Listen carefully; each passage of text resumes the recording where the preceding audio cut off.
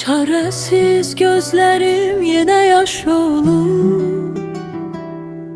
Hərarətim yoxdur, qəlbim daş olur. Mən hara getmişəm, don yoldaş olur. Mən soyuq fəsliyəm, boranlı qışam. Deyirsən isidim bu nəfəsimlə,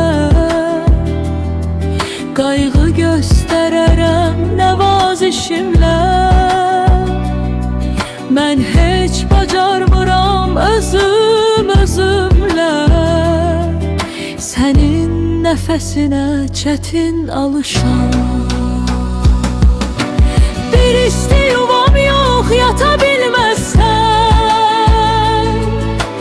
qurduğun xəyala çata bilməzsən, məni ürəyində tuta bilməzsən, istidən soyuğa köçəri quşam.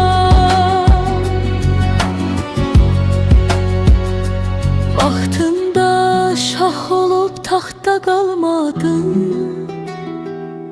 mənimlə olduğun vaxtda qalmadın.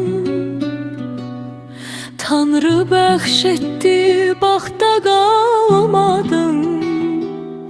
İndi də deyirsən tənha qalmışam.